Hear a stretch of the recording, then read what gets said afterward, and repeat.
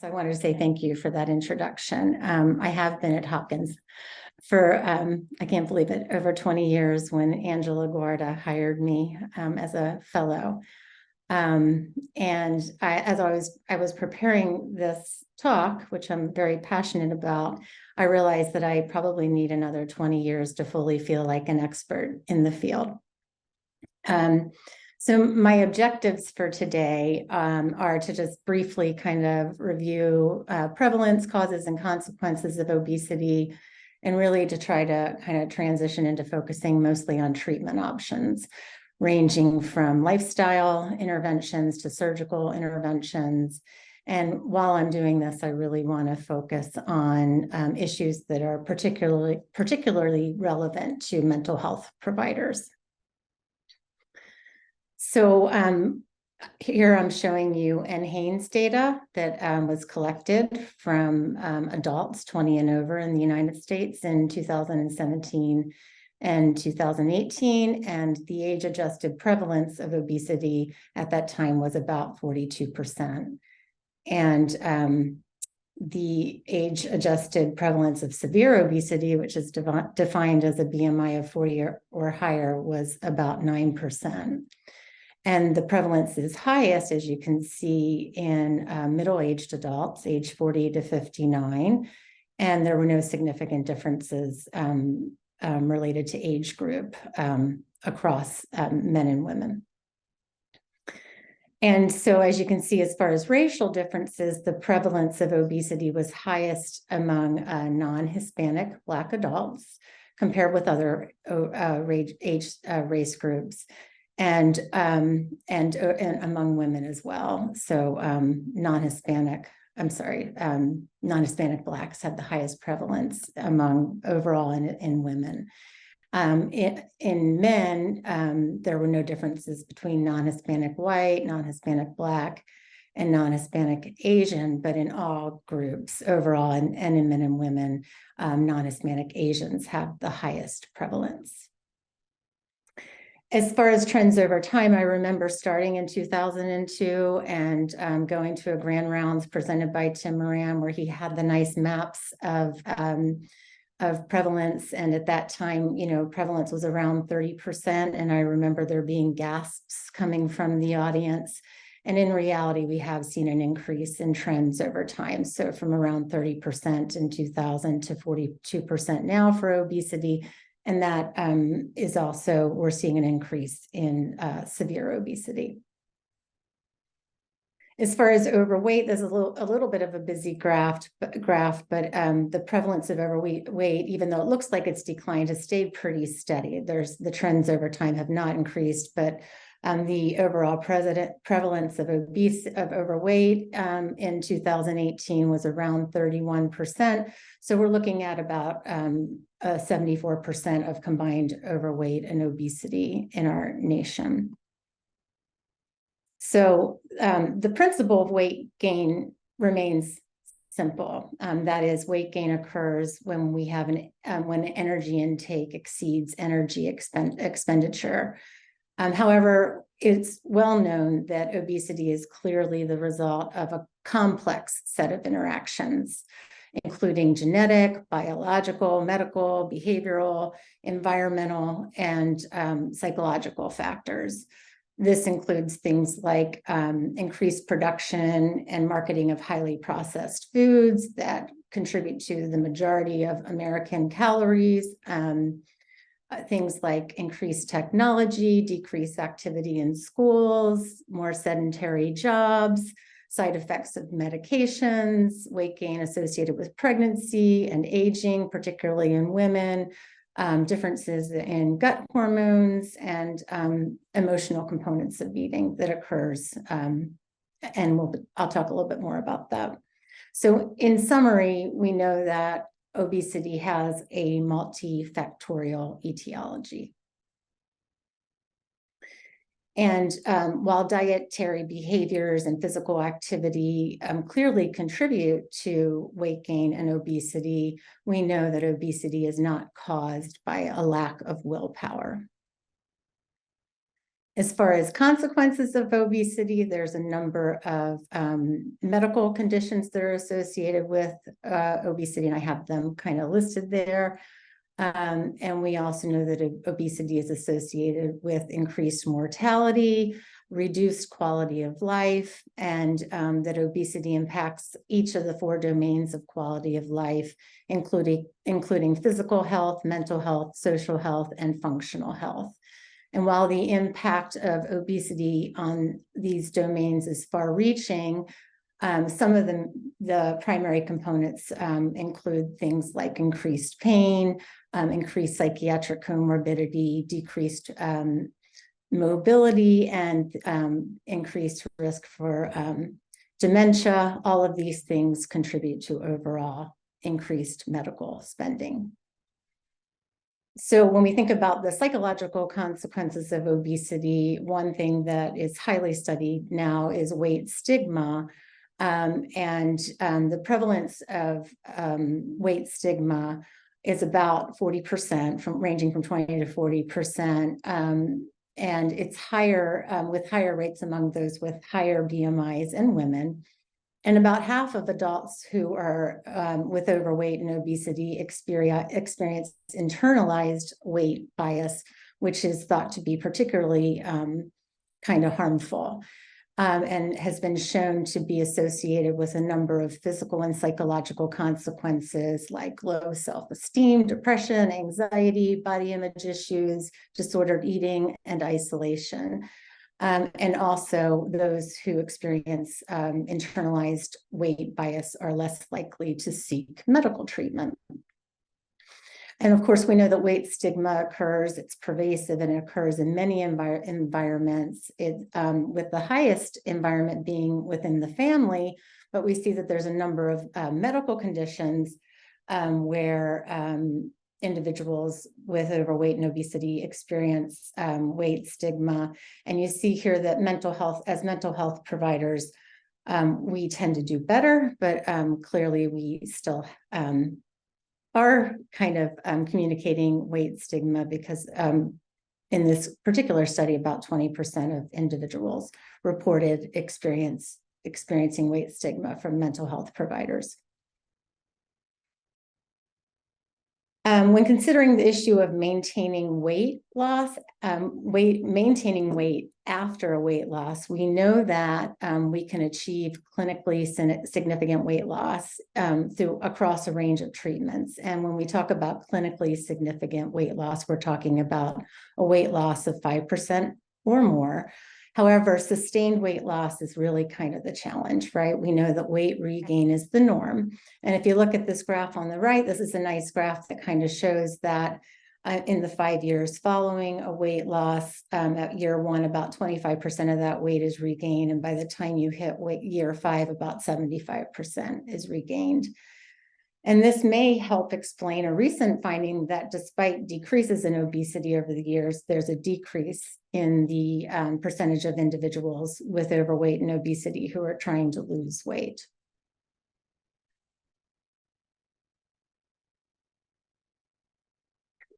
So what are the reasons for the challenges with long-term weight maintenance? It is a combination, right? So it's a combination, it's an interaction between our biology, behavior, and the environment.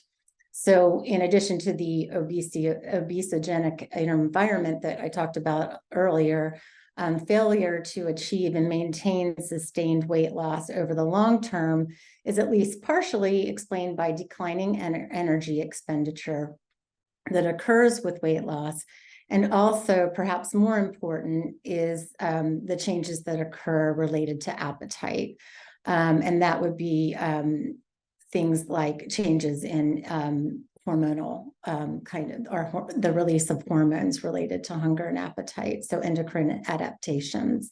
And a couple of fairly recent meta-analyses have identified the most commonly detected hormonal changes to the signals to the brain that occur with weight loss. And they identified increased fasting ghrelin, decreased meal-stimulated PYY and GLP-1 levels, and decreased fasting and post-meal leptin. So what about obesity and mental health? There's a well-established and highly significant link between depression and obesity, particularly atypical depression. Individuals who, in the general population, there's about a lifetime risk of about 20% of affective disorders, whereas you see it increases with obesity and as people pursue treatment, particularly metabolic and bariatric surgery. There's a similar bidirectional relationship between anxiety and depression, particularly as you reach more severe obesity. And among those who have severe mental illness, there's an extremely high prevalence of obesity in comparison to the general population. They're about 3 times more likely to have obesity. They have increased weight-related comorbidities, 2 to 3 times higher mortality rates, and on average die about 10 to 20 years earlier. And sadly, these trends are increasing. So what are some of the reasons for increased obesity in those with severe mental illness? Well, several studies have shown that individuals with SMI are less active than the general populations. Their behaviors, dietary behaviors, consist of higher fat intake, less fruits and vegetables, higher overall caloric intake, and we know that there's a number of side effects to a lot of psychiatric medications. There's a number of social determinants of health that are social determinants of being less healthy, including poverty and psychiatric stigma that might isolate individuals from seeking treatment. And then, of course, there's a number of psychiatric comorbidities, one of them being, sorry, I'm having a hard time advancing here, one of them being binge eating disorder. Binge eating disorder occurs in about 3% of the general population, about 10 to 12% of those who are obese, and then in those seeking bariatric surgery, about 30%. And these may be underestimates because one of the defining features of binge eating disorder is that it's secretive in nature. Unlike the other eating disorders, anorexia nervosa and bulimia nervosa, the female to male ratio is a little bit more evenly distributed, and as we would expect, binge eating disorders associated with high comorbidity, both medical and psychiatric. Okay, so moving on to treatment. So this is, oh, it's not there. This is a pyramid that kind of shows the escalation of treatment. So at the foundation of all treatment for obesity is lifestyle modification. It's the first line treatment for obesity and the conditions associated with obesity, even if its success can sometimes be limited. So all patients should be involved in modifying diet and physical activity. And more recently, lifestyle modification has included timing of eating, so temporal regulation of feeding. And so I'll talk a little bit about interventions related to timing. And then, of course, as you move up, you can try medication, anti-obesity medications, and then there's the option of surgery, all which, again, will be combined with lifestyle modification. So what is behavioral weight loss? Sometimes referred to as lifestyle modification for obesity or behavioral weight loss. It, not surprisingly, combines dietary changes and changes in physical activity. It often includes tracking of calories that are kind of based on weight, age, sex, and physical activity level. And really, when you look at those pretty complicated formulas, they often fall in the category that I have here on the right in the table, the calories that you would assign someone. And oftentimes, again, there's tracking of calories. And I'm not going to talk a lot today about the various dietary approaches for weight loss, but kind of 3, I think, of the most practical ones are the DASH diet, the dietary approaches for stopping hypertension, the Mediterranean diet, and My Plate. And physical activity tends to focus on aerobic activity in particular, 150 or more minutes of moderate to vigorous physical activity, increasing steps to 10,000, or in general, just increasing sedentary behavior. So getting people to get up from their desks, walk around, those kinds of things.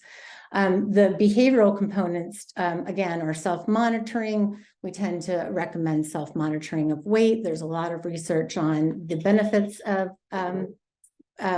weighing weekly during weight loss and as much as daily during weight loss maintenance. And of course, there's goal setting, problem solving, increasing self-efficacy and social support.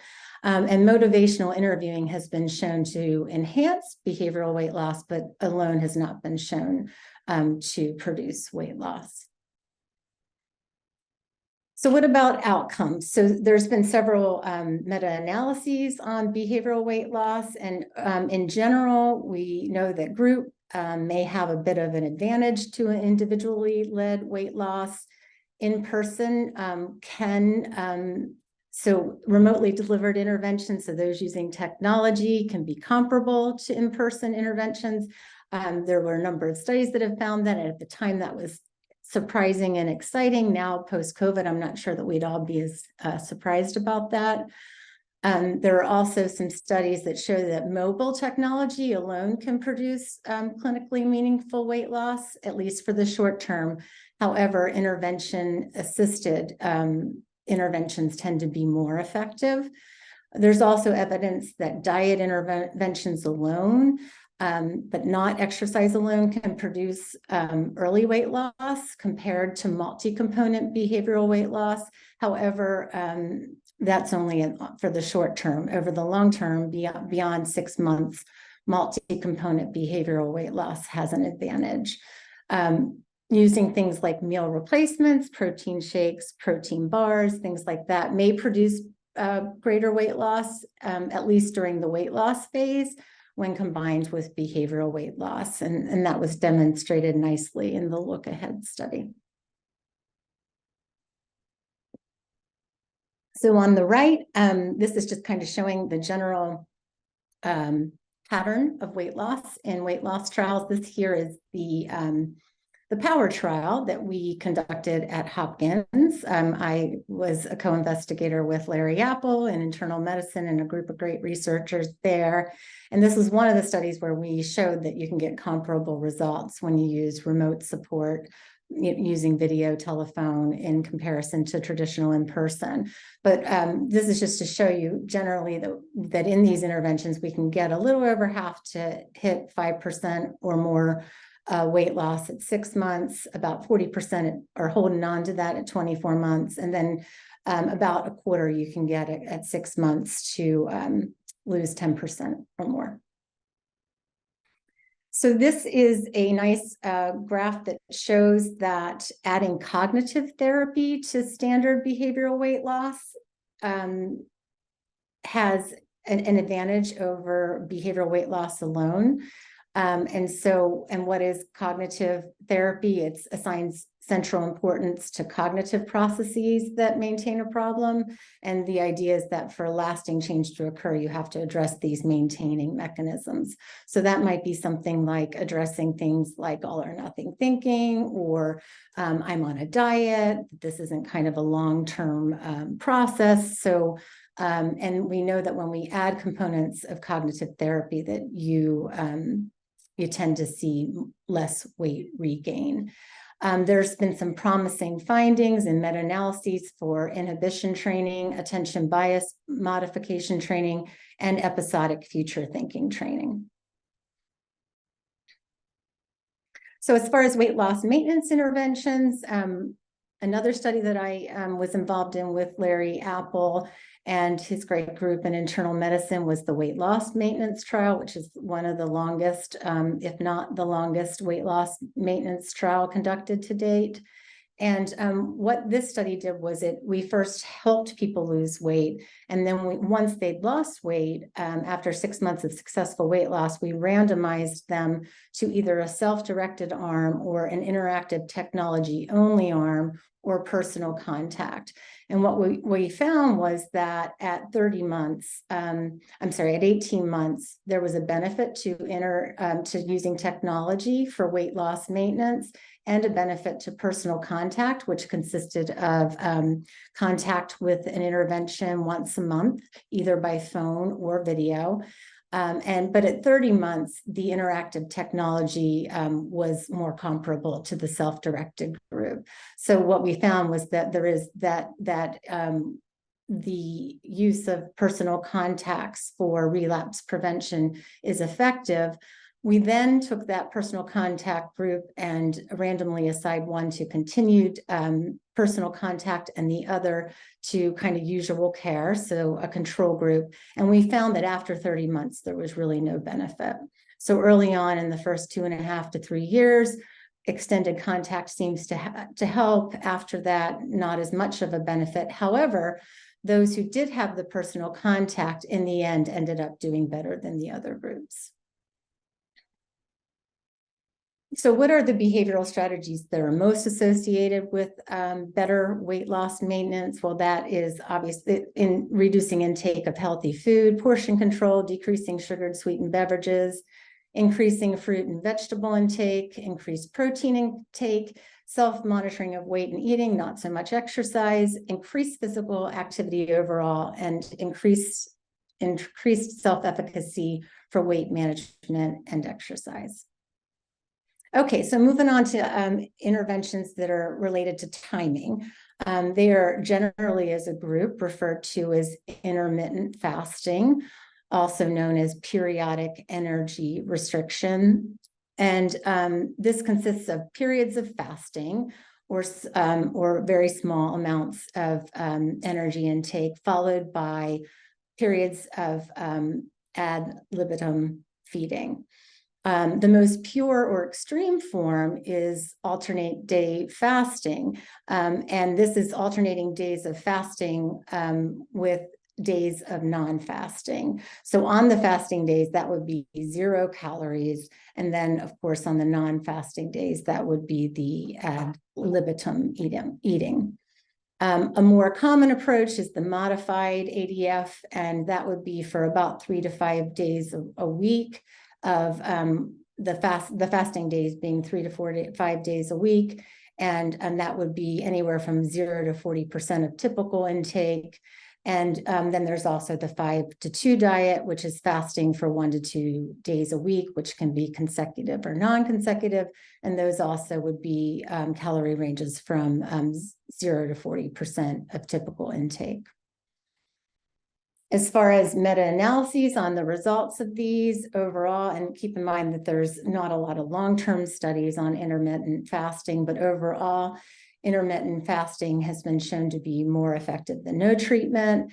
It's been shown to have weight loss comparable to continuous energy restriction for the short term. In some cases, intermittent fasting has been shown to be superior to continuous energy restriction. And there have been some studies that have shown additional improvements in fat loss, insulin resistance, and lipid profiles. But again, there's limited research on the long-term sustainable effects of intermittent fasting on weight management. So time-restricted eating sometimes people refer to it under the category of intermittent fasting, but I tend to kind of put it in its own category because there's really not meant to be anything intermittent about it. Generally speaking, time-restricted eating is decreasing your daily eating window and increasing the fasting window, and that's typically between 12 and 20 hours. The most commonly studied approach is 8 hours of eating and 16 hours of fasting. And animal studies show that weight loss and improvements in metabolic biomarkers occur without caloric intake. Human studies are more challenging, and therefore the results are less consistent. However, recent meta-analyses found significant decreases in weight, fat mass, waist circumference, and insulin resistance compared to usual eating controls. There's some evidence that early time-restricted eating, which is defined as food intake before noon, has greater benefits than delayed time-restricted eating. And there's additional evidence that the best results occur when you combine time-restricted eating, so shortening the window of eating, with energy restriction.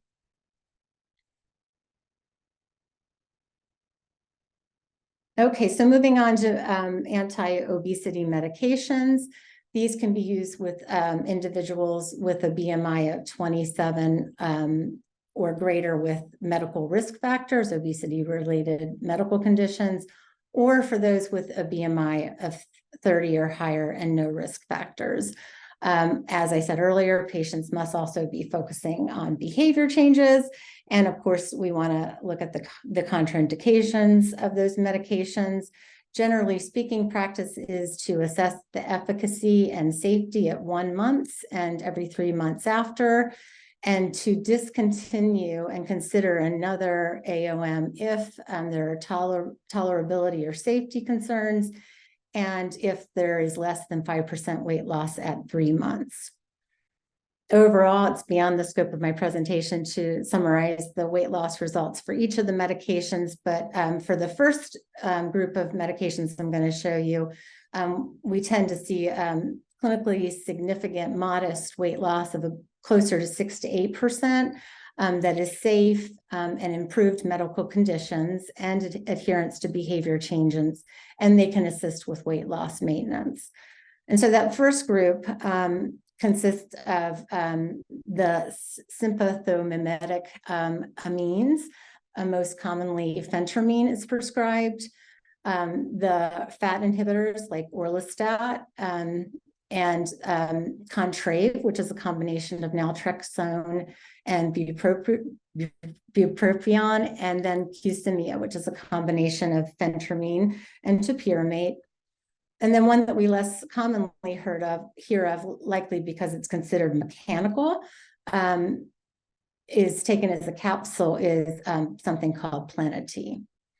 And so with the exception of Plenity and orlistat, the other AOMs work primarily in the arcuate nucleus to stimulate POMC neurons, which promotes satiety. So, of course, we have all been hearing about the GLP-1 receptor agonists, and this is a very exciting time in the field because we're having medications that produce closer to 15 to 20% weight loss. The GLP-1 agonists exert their main effect by stimulating glucose-dependent insulin release from the pancreatic islets, and they slow gastric emptying and reduce food intake. The two that we're hearing the most about that are actually FDA approved are liraglutide and semaglutide, also known as Saxenda and Wegovy, and the Saxenda being a daily injection and Wegovy being a weekly injection. Currently, I'm not sure if you've heard of Mounjaro. That is currently approved for diabetes only, but I think there's talk, and I mean, the field moves so fast, it could have already happened, but Mounjaro has not yet been approved for obesity, but is used for diabetes, and is unique in that it kind of targets two of the hormones associated with hunger, the GIP and GLP-1. Okay, so what about interventions for those with severe mental illness? So several clinical trials have demonstrated the efficacy of weight loss and cardiovascular health interventions for those with SMI. And in general, those interventions tend to not use calorie tracking. Instead, they do kind of target behavior tracking. So they target things like sugar-sweetened beverages, decreasing fast food, use of vending machines, peer support for exercise, and they tend to be embedded in mental health programs. But like many efficacy trials, there's challenges translating these interventions into real-world clinical practice. And I mentioned this Johns Hopkins Alacrity Center because it is an exciting center that's here. And Gail Dalmett, who is also in internal medicine, does some great work in this area. And I just wanted you to know that we have this center here at Hopkins that is focusing on the very important issue of translating these trials into clinical practice. So, I'm speaking to a group who knows that there are a number of medications that are prescribed by psychiatrists and other providers that are associated with weight gain. There have been a couple of nice summaries on the topic, and I tried to kind of combine those findings by listing the medications that have the highest evidence for weight gain with the exclamation points and putting an asterisk by the ones that are associated as being more weight neutral. And then, of course, there's only one medication that really consistently promotes weight loss in some individuals. The fluoxetine and sertraline have some weight loss with acute treatment, but that tends to they tend to become more weight neutral after 3 to 4 months. So the recommendation related to those psychiatric medications that promote weight gain is that they always, when prescribing those medications, they should always include a shared decision-making process that provides patients with the expected weight effects so they can make informed decisions. And in cases where patients are stable on treatments, considering adding something like metformin or topiramate, or possibly adding another appetite suppressant to help with the weight gain side effects and the related medical side effects. And then there are some meta-analyses that have shown that switching antipsychotic agents to agents with lower weight gain potentials can improve weight profiles and other cardiometabolic outcomes without impacting dropout or psychosis ratings. So what about binge eating disorder treatment? There have been a couple of really good meta-analyses, fairly recent meta-analyses that have shown that therapist-led CBT, use of Vyvanse, the second generation antidepressants as a group, and topiramate are associated with decreased binge eating and related psychopathology. There's some evidence for partially therapist-led self-help, CBT, and other psychotherapies, including interpersonal process therapy. These meta-analyses do find that the medications tend to have shorter-term effects, which again speaks to the importance of addressing modifying factors like cognitive factors. And then when looking at weight reductions, topiramate and Vyvanse can be helpful. So what about metabolic and bariatric surgery? So the two most commonly performed surgeries are the gastric sleeve, which currently I believe is about 70% of the surgeries being performed, and then the Roux-en-Y gastric bypass surgery. The gastric band really isn't being performed so much anymore, although there are some centers still doing it. And there's a couple of more aggressive surgeries, I'll say, for example, the duodenal switch, but those are only about 1% to 2% of surgeries. So what are the criteria for metabolic and bariatric surgery? If I had given this presentation a year or so ago, I would have said it was a BMI of 35 or higher with risk factors, or a BMI of 40 with no risk, or higher with no risk factors. However, just recently we had a great update to the guidelines in 2022, And we now know the recommendation is now for individuals with a BMI of 35 or higher, regardless of comorbidities, or in those with a BMI between 30 and 35 with metabolic disease. And those recommendations are lower for those who are Asian with the, it's recommended for those with a BMI of 27.5 or higher.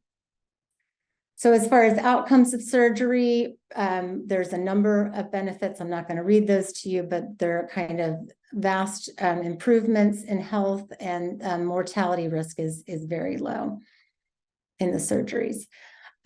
All patients who have bariatric surgery are required to have psychological evaluation as part of the process. I have listed there, or shown in picture there, my two amazing colleagues, Dr. Colleen Schreier and Molly Atwood, who also see patients at Hopkins and for these evaluations.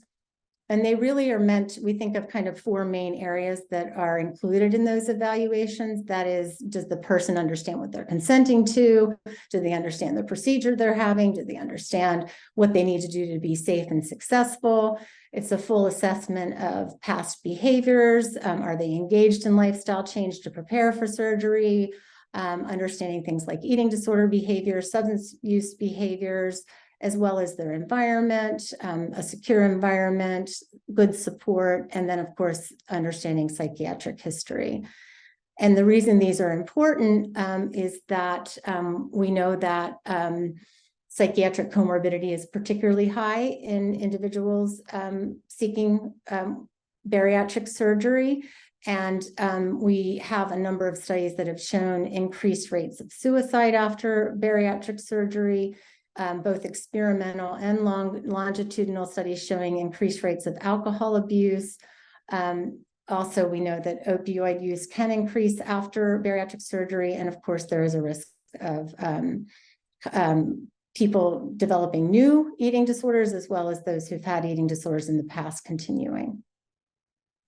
So really, those evaluations are to include weighing the risks of surgery with the potential medical benefits.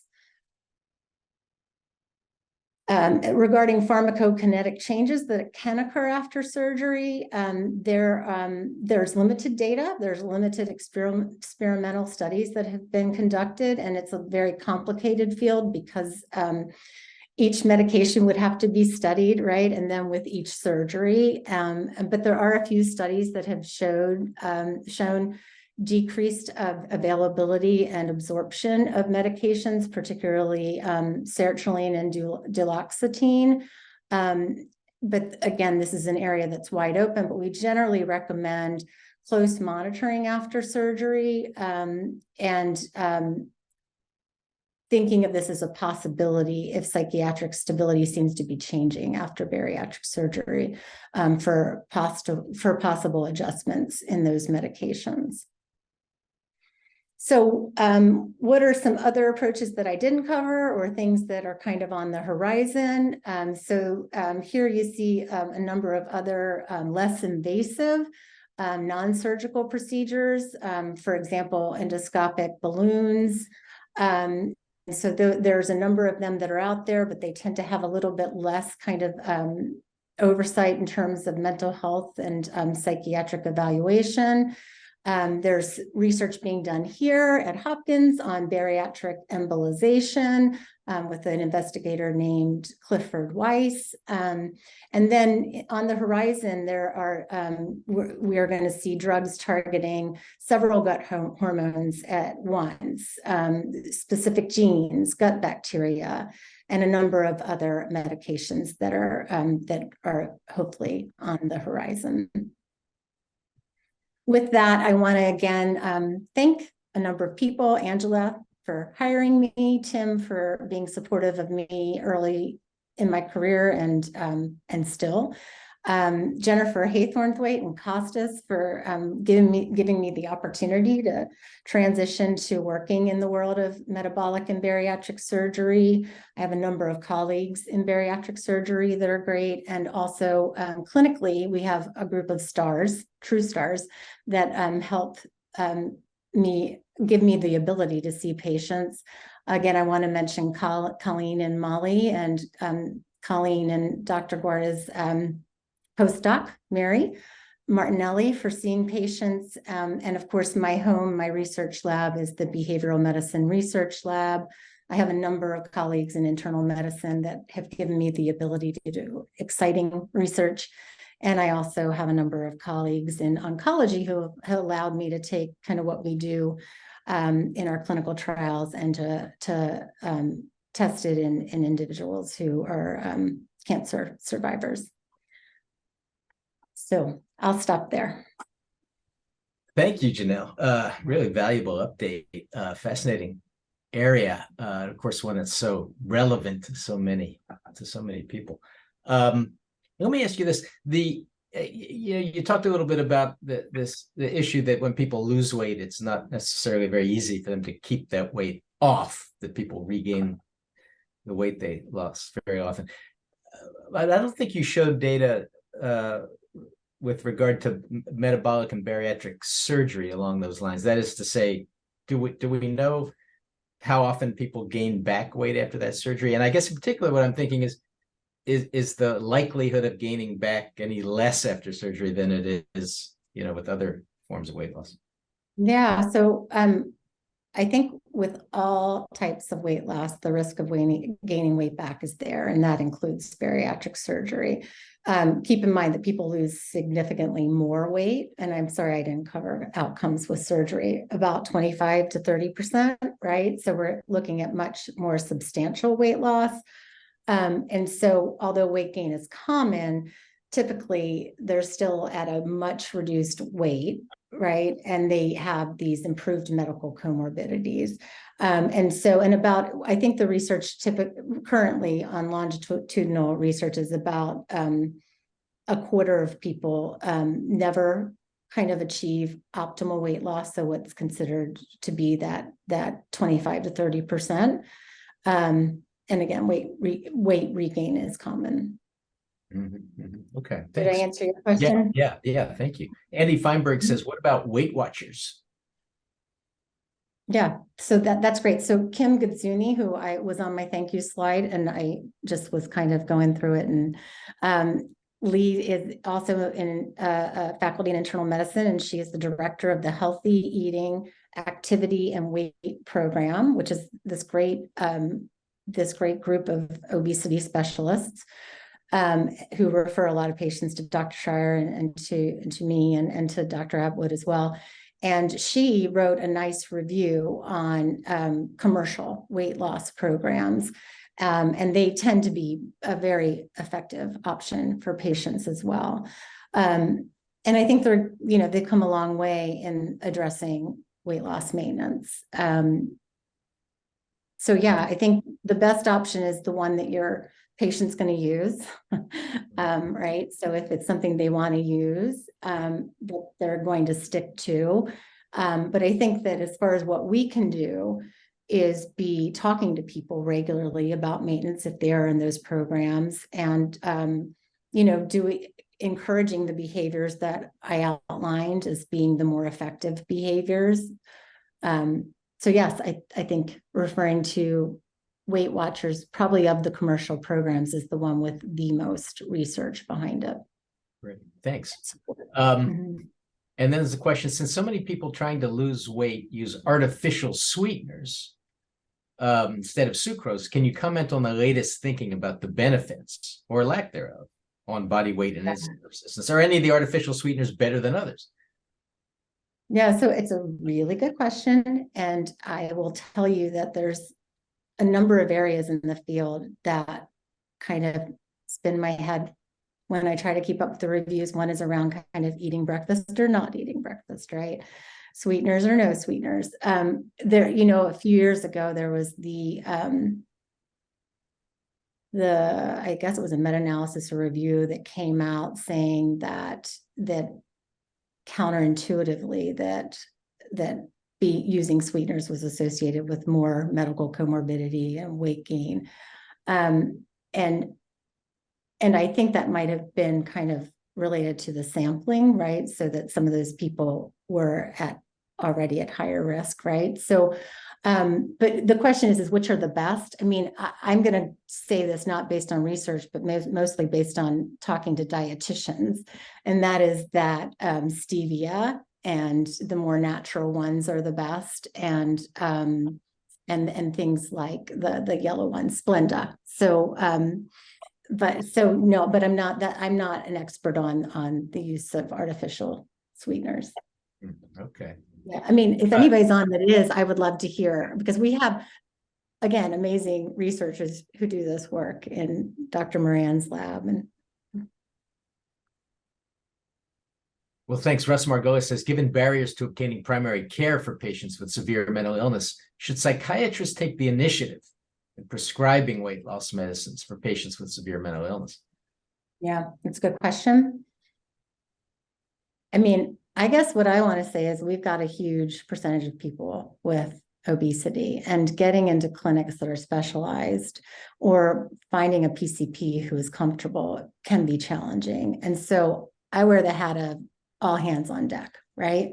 Like if the person is motivated to lose weight, if they're reporting, whatever it is, I can't tie my shoes, I'm having a hard time with a number of things, getting them to a specialist seems to be the first step. But again, that can take months. There are barriers to those treatments. And so I think we all need to be thinking about how to treat it. So the answer is yes, with close follow-up. But okay. I could also be argued in the other direction, right? So I think it's not a clear-cut answer. Okay, thanks. Dr. Adjian says, with the landmark ACE study having had its origin in Dr. Felidi's weight loss clinic, demonstrating a strong relationship between childhood trauma and obesity, can you comment on traumatic antecedents and obesity? It's a great question, Dr. Adjian, and hello. So again, not an area that I can say that I've studied extensively, but yes, I mean, in reality, we see a high level of trauma, whether it's physical abuse, sexual abuse, bullying. I mean, it depends on how you're defining it. And so, yeah, there's a high prevalence, and it's highly associated with childhood and adult obesity. Was there a more specific question that came with that? That's helpful. I think I am curious about the patients you see. Now, maybe, of course, there's a kind of a referral bias, I'm sure. But what percentage of the patients you see for obesity have psychiatric illnesses? Is it the percentage I see are based on the research? So based on what you see here. Yeah, I think it's about 30%. If Colleen, if she's on, wants to kind of type in hers, or Molly, but yeah, I think the research and my clinical experience is around 30%. Higher if you look at lifetime, right? So if it's current versus lifetime. Okay. Luke Grosvenor says, are there effective digital mobile health therapies for maintaining weight loss, like mobile apps with gamification, with or without groups? And have you heard of any apps where users bet against losing certain amounts of weight? So yes. I think the 3 or 4 with the most research behind them are Zoom, which is based on cognitive behavioral therapy. There's MyFitnessPal, there's Lose It, there's Fitbit. They all have tracking, calorie trackers. The research on apps is that a lot of them don't have strong behavioral components to them, right? So so those that have behavioral components like social support, like feedback, right? So weight graphs, feedback with weight gain, or, encouraging behaviors versus numbers, those tend to be the most effective. I don't know of the names of any apps that use financial rewards, incentives for weight loss, but there are a number of them. There's kind of online groups and things like that where people put in money, and then kind of the person who loses the most gets the most. or kind of, if you hit a certain target, you get your money back. If you don't, you don't get your money back. That's an intriguing concept.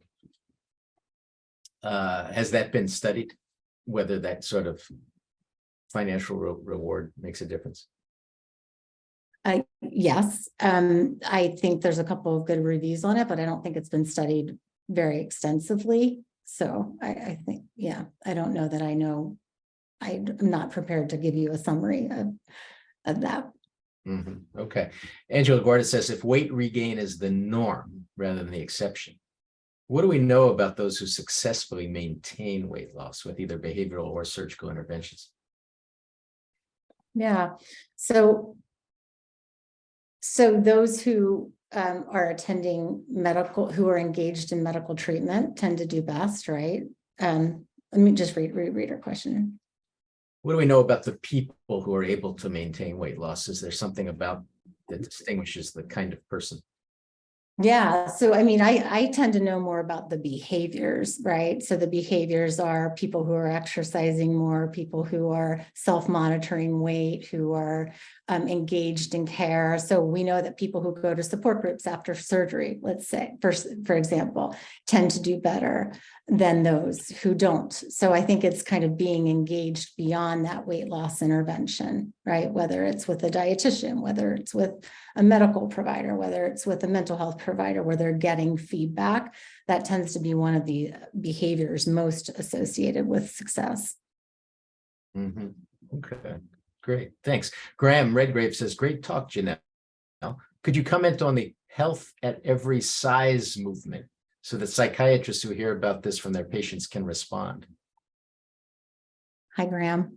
It's great to see you, or, virtually. Janelle. So hi, Graham.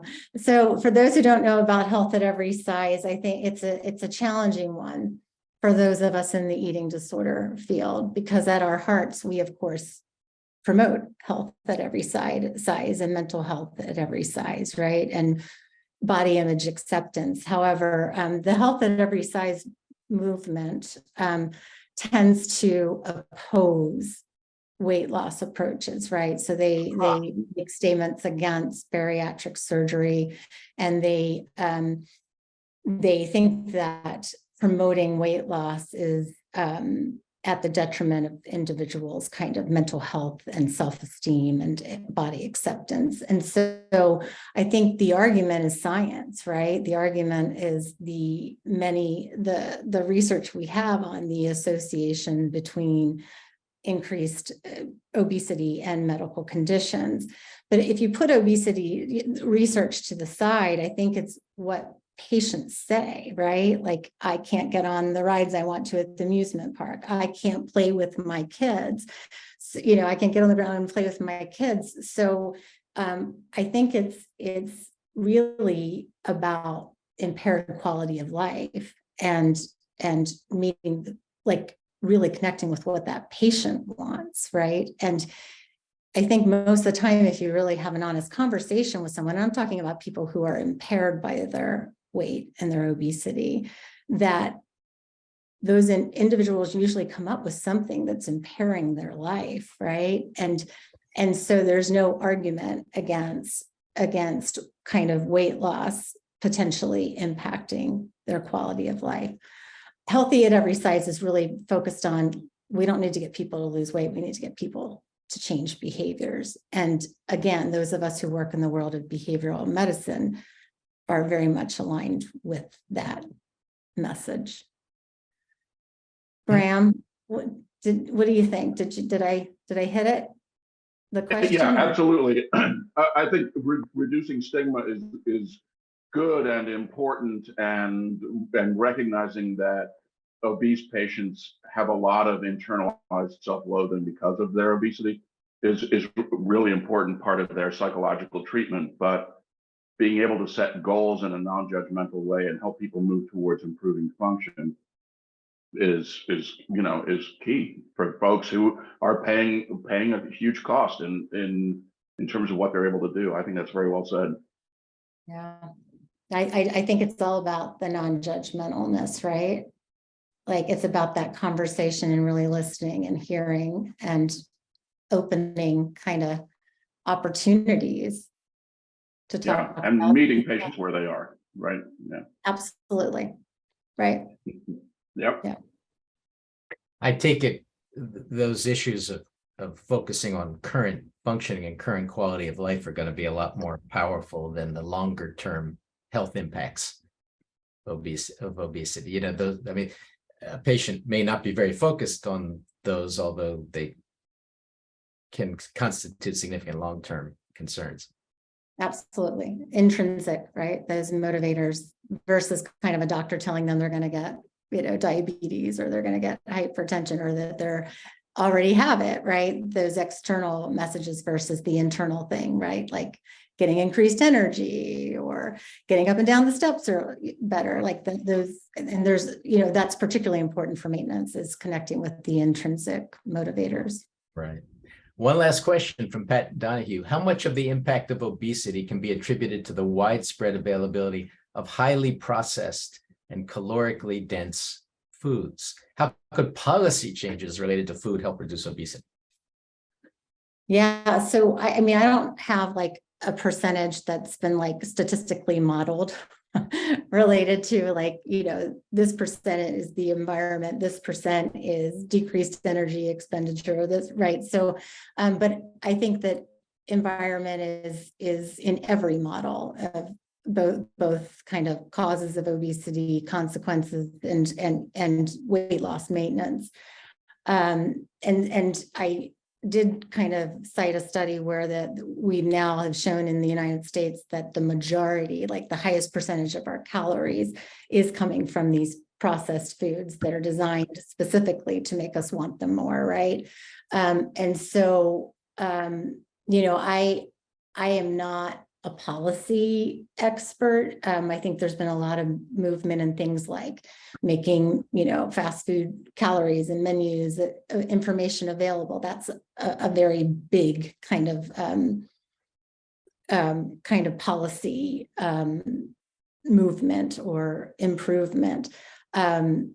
Here at Hopkins, they try to take out like, you know, sugar sweetened beverages and things like that. But, you know, it's a tricky one, right? So it starts to get into things like, you know, our rights as human beings to make choices. And so I think probably the best place to start is in the school system, right? With availability of healthy foods and, you know, in mental health clinics, for example, more availability of healthy foods and, you know, looking at what we're feeding in day programs and, you know, things like that. Yeah. Well, thank you, Janelle. That was really, really, really interesting and very valuable for all of us. Appreciate you doing this. Thanks everybody for tuning in. Take care. Have a good week, folks. Bye-bye.